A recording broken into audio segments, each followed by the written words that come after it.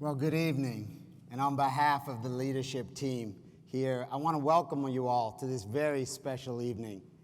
Now, before I go any further, there are some very special people in the audience that I need to recognize for the unbelievable efforts that they have put forth in making sure that tonight is a huge success. Jill Huey, Ronnie Monahan, Mimi Bori, the foundation staff, and the entire Gala committee, thank you.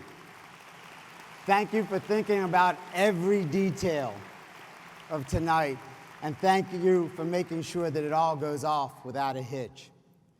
Now, since December of 2012, I've been faced with many difficult decisions and one very simple choice. Ladies and gentlemen, I had to decide who were going to be the co-chairs of this gala event, and that was an easy one. I'm going to ask two of our greatest ambassadors, Vicky Desu and Janet Kelly, to come up on stage so that they could be properly recognized for the work that they've done for tonight's event.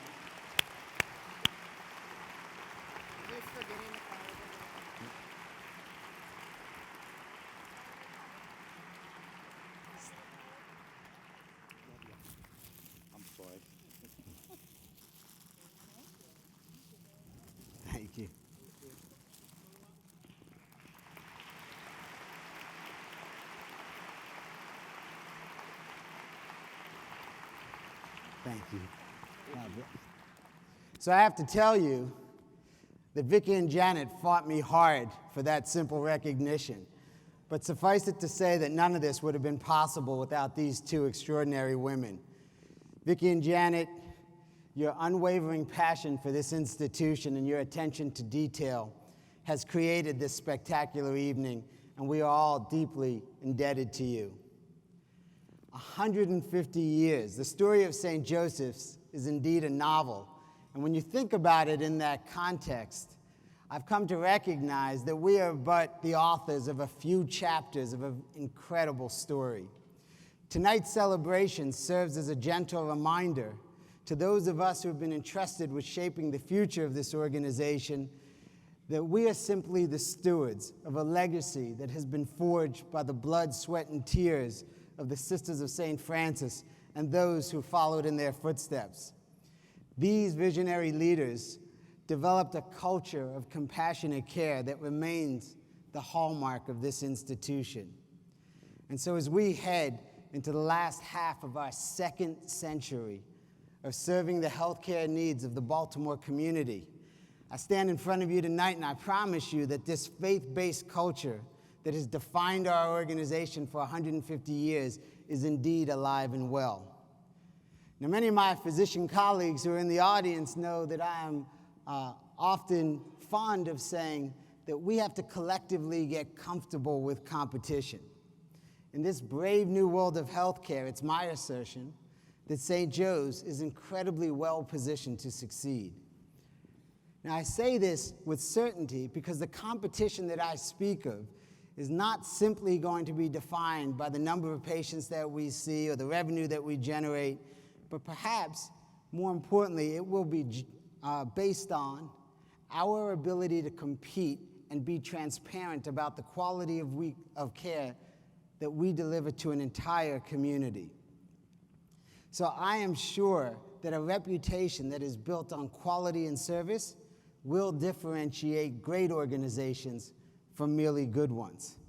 St. Joe's will always be able to compete on that playing field because of the incredible talent of the physicians, nurses, caregivers, staff who live our culture every day. And they're the ones who have nurtured the reputation of this organization through good times and through bad. Now, when I think back to December 2012, I have to smile. For those of you who didn't know me, back then I was 6'4", not a lick of gray hair. So maybe my memory's a little bit fuzzy on some of the details back then, but it is crystal clear when I recall that there were some leaders of surrounding health systems who publicly declared that the partnership between the University of Maryland Medical System and St. Joseph Medical Center signaled the end of faith-based healthcare in this community. And perhaps it would be best for St. Joe's to simply close its doors. And I have to admit that back then I was personally offended by such an assertion. But with time, as my wife has taught me to do much better these days than in the past, my perspective has evolved. I would say, thinking about it now, how could they have possibly known back then that a core strength of the University of Maryland medical system is the value that it places on the local culture of every organization that joins the system? How could they have known back then about the strength of the symbiotic relationship that exists between the medical system and the School of Medicine? And that the leaders of those organizations, Mr. Krensick and Dean Reese, a long time ago, decided to drive those organizations forward collectively in true partnership? How could they have possibly known back then that His Excellency, the Archbishop of Baltimore, would step out on faith and be willing to partner with us to ensure that our faith-based approach to delivering health care would remain the foundation of our organization? And perhaps, and maybe most importantly, how could they have ever known back then about our secret weapon? A man whose passion has been unmatched about St. Joseph's from the very first conversations that were had at the medical system in regards to this partnership. A man who had the vision to see past the myopic perspective of the last few years and understand that 150 years of tradition and history would sustain us well into the future. Now, I am very confident as I stand in front of you today that when these next few chapters are written, there will probably be many people who will stand in line to take credit for the successes that we have achieved and those that we will achieve in the future. But hear me clearly tonight, that when it's time for that recognition, there will be only one man deserving of that recognition, and that's my friend, Senator Kelly.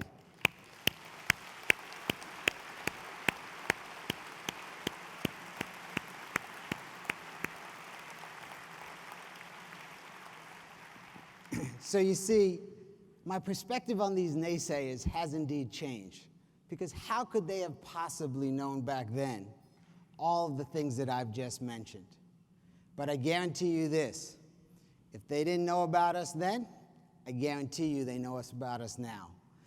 And I'm going to end with a quick, hopefully quick, Mrs. Kelly, a quick audience participation exercise.